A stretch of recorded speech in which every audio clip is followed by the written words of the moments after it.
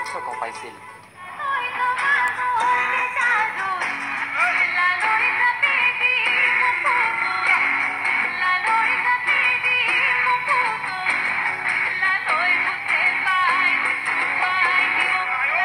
কেৱল মঞ্চ নহয়, গানেৰে কলিজা কঁপাইছিল বহুতৰে।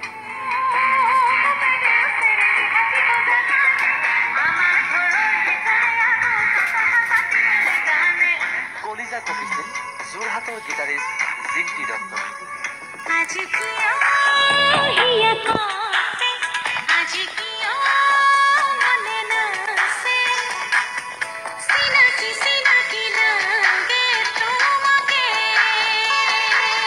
একেদৰে ছোৱালীজনীৰ বুকুতো বাজিছিল জিন্তিৰ প্ৰেমৰ গীটাৰ।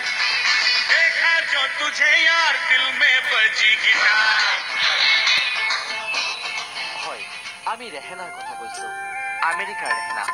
বহাগৰ মঞ্চত পাপনৰ সহশিল্পী ৰেহেনা অসমৰ বোৱাৰী হবলৈ ওলাইছে। বহুত বেলেগ অনুভৱ, মানে ফাৰ্ষ্ট টাইম মানে অসমত ঘূৰি ফুৰিছোঁ, কিন্তু এটা পৰিয়ালত সোমোৱাই নাই এনেকুৱা। মানে ফাৰ্ষ্ট এক্সপিৰিয়েঞ্চ আছে মোৰ কাৰণে, আৰু ইমান মৰম পাইছোঁ, ইমান ভাল লাগিছে, কি ক'ম আৰু, মানে বহুত সুখী।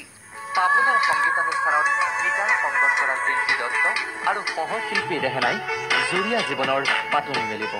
ডেটটো একচুৱেলি এতিয়ালৈকে ফিক্স হোৱা নাই, বাট ডিচেম্বৰত সেইটো চিয়'ৰ হৈছে, মানে আপোনাৰ ডিচেম্বৰত হ'ব বুলি মানে আশা কৰিছোঁ। মানে এতিয়ালৈকে সেইটো কাৰণে আমি আহিছোঁ, আহি কাম কৰিছোঁ। ৰেহেনাৰ মাক দেউতাকক আপুনি লগ পাইছে? মই লগ পাইছোঁ, বহুত লগ পাইছোঁ। তেখেতৰ বিয়াত চাগে নিশ্চয় থাকিব।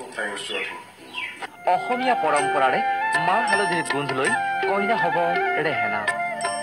ডিচেম্বৰত আমেৰিকাৰ ৰেহেনা আৰু যোৰহাটৰ জিন্তিৰ বিয়া। যোৰহাটৰ জ্যেষ্ঠ পঞ্জীয়কৰ কাৰ্যালয়ত মঙলবাৰে বিবাহৰ পঞ্জীয়ন হ'ল।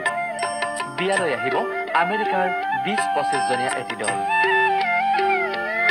৭ সাগৰ ১৩ নদী সিপাৰৰ পৰা অসমলৈ সংগীতৰ গৱেষণা কৰিবলৈ আহি অসমৰ প্ৰেমত পৰা ৰেহেনাই এতিয়া নিখুঁতকৈ গাব পাৰে বিহুগীত, বৰগীত, লোকগীত ইত্যাদি। প্ৰাগ চিনে এৱাৰ্ডতো উপস্থিত থকা ৰেহেনাই গুণগুণাইছিল বাগৰুম্বা।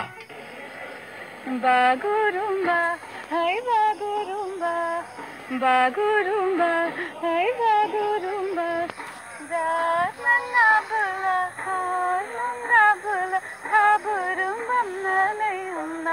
লাগু মন খা লগ লাগু মন খা।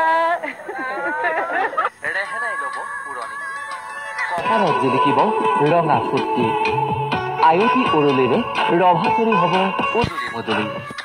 সেই দিনটোলৈ এতিয়া উৎকণ্ঠিত দুয়ো শিল্পীৰ অনেক অনুৰাগী, শুভাকাংক্ষী।